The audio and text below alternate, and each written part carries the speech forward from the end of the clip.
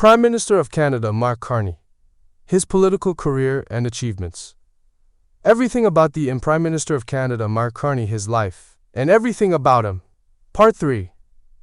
On December 2, 2020, Carney delivered the first of 4 Wreath Lectures, the BBC's flagship annual series.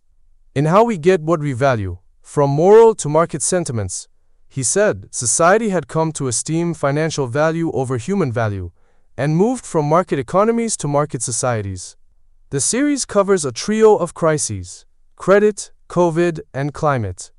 After becoming Prime Minister, Carney reversed the Trudeau government's capital gains tax increase and promised to implement a middle-class tax cut and a new approach to federal budgeting that would save taxpayers money if appointed as Prime Minister.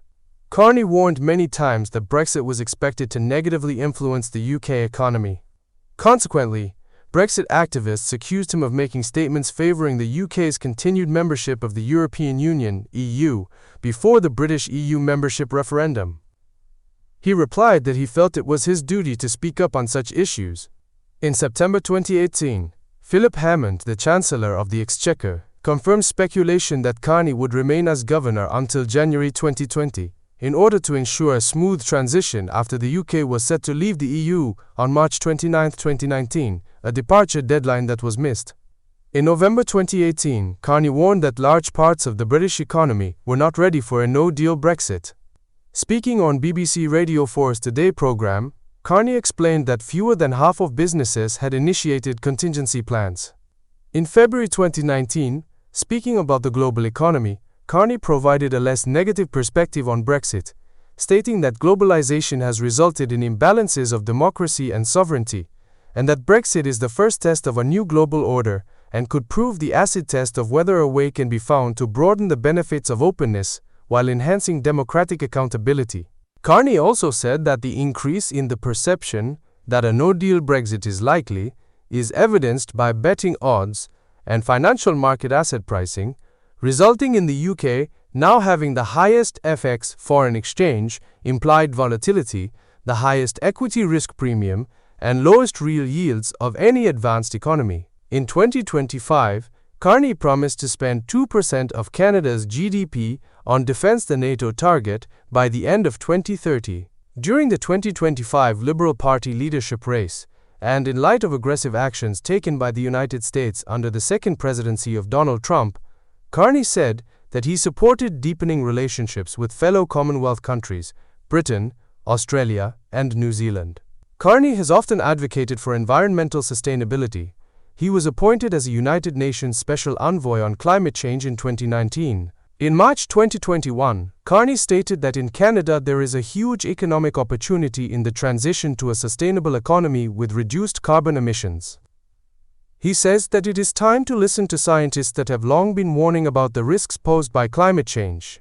Carney had initially supported the consumer carbon tax as implemented in 2019, but stated in a May 2024 Senate committee hearing that the tax had served a purpose up until now. In a January 2025 interview with Jon Stewart, Carney attributed much of Canada's emissions to the oil industry, which he argued must become cleaner rather than ordinary Canadians changing their lifestyles. During his Liberal leadership campaign, Carney proposed replacing the existing consumer carbon tax with an incentive program to reward green choices, while keeping tax on large industrial emitters.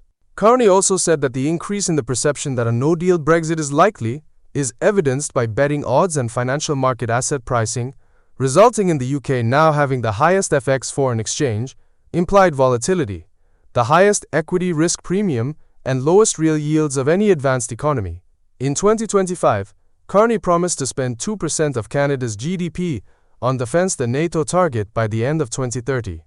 During the 2025 Liberal Party leadership race, and in light of aggressive actions taken by the United States under the second presidency of Donald Trump, Carney said that he supported deepening relationships with fellow Commonwealth countries Britain, Australia, and New Zealand.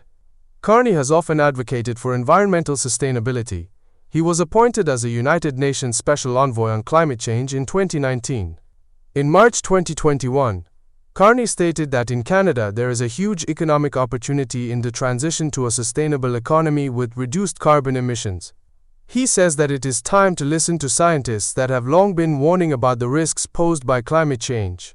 Carney had initially supported the consumer carbon tax as implemented in 2019, but stated in a May 2024 Senate committee hearing that the tax had served a purpose up until now. In a January 2025 interview with Jon Stewart, Carney attributed much of Canada's emissions to the oil industry, which he argued must become cleaner rather than ordinary Canadians changing their lifestyles. During his Liberal leadership campaign, Carney proposed replacing the existing consumer carbon tax with an incentive program to reward green choices, while keeping tax on large industrial emitters. He also promised to introduce a carbon border adjustment to penalize high-polluting foreign imports. In a March 2024 op-ed in the Globe and Mail, Carney advocated for a low-carbon housing policy favoring densification over sprawl. He argued that it should be easier for a homebuilder to densify by eliminating unit maxima, abolishing parking minima, and allowing taller buildings and more density near transit lines. Carney published the book Values Building a Better World for All in 2021. It was positively reviewed by John Ivison for the National Post and by Will Hutton for The Guardian, but panned by Philip Aldrich for The Times. Carney's next book, The Hinge: Time to Build an Even Better Canada, is expected to be released on July 1, 2025, after initially being slated for a May 13 release, according to the U.S. Amazon website. Carney met British economist Diana Fox, who is also active in various environmental and social justice causes, while studying at the University of Oxford. They were married in July 1994, while he was finishing his doctoral thesis. They have 4 children and lived in Toronto before moving to the Rockcliffe Park neighborhood of Ottawa, and then moving to London in 2013. They moved back to Ottawa when Carney left his role at the Bank of England in 2020. Carney's younger brother Brian lives in Northern Ireland. His brother-in-law is the 3rd Baron Rotherwick, to whom his wife's sister is married. He is also godfather to the son of fellow politician Chrystia Freeland, who nevertheless ran against him in the 2025 Liberal Party leadership election. Carney is a Catholic and was named the most influential Catholic in Britain by The Tablet in 2015. He speaks French, but has described his proficiency as far from perfect. He was a triple citizen of Canada, Ireland, and the United Kingdom, having obtained Irish citizenship in the late 1980s and British citizenship in 2018, the latter while Governor of the Bank of England, fulfilling a commitment he made when accepting the role. Shortly before becoming Canadian Prime Minister, in March 2025, he said that he had started the process of formally renouncing his British and Irish citizenship to signify his commitment to Canada. In April 2025, his campaign stated that he had renounced the other citizenships prior to being sworn in as Prime Minister. Carney has distant relatives in Liverpool and is a supporter of the city's football team Everton FC, though his wife supports Arsenal FC. He is also a supporter of the Edmonton Oilers and the Edmonton Elks. He completed the 2015 London Marathon in 3 hours, 31 minutes, and 22 seconds, marking a 17-minute improvement on his time at the 2011 Ottawa Marathon. Born the third of 4 children, Mr. Carney lived his early life in Fort Smith, Northwest Territories, where his father was a school principal and his mother, a teacher. Mr. Carney was raised Catholic and has Irish ancestry. In 1971, when he was 6, his family moved to Edmonton. Mr. Carney attended both Harvard and Oxford for his education. During his time at the latter, he met his wife Diana Fox, a British economist. They have 4 children: Cleo, Tess, Amelia, and Sasha. Mr. Carney is a triple citizen, Canadian, Irish, and British, though he has begun the process to renounce the non-Canadian citizenships. Mr. Carney is the first Canadian Prime Minister to never have held prior elected office. He served as Governor of the Bank of Canada from 2008 to 2013, during Stephen Harper's Conservative rule, and held the same post at the Bank of England from 2013 to 2020. Mr. Carney is widely credited for shepherding Canada through the financial crisis and the Great Recession of 2008. He was instrumental in forging a consensus with the US, France, and the UK for the emergency coordinated interest rate cut, a delicate task, given the announcement came just before an election. He also played a key role in tempering hostilities at the G7 meeting shortly after, a summit then Federal Finance Minister James Flaherty called the most dramatic weekend in his career.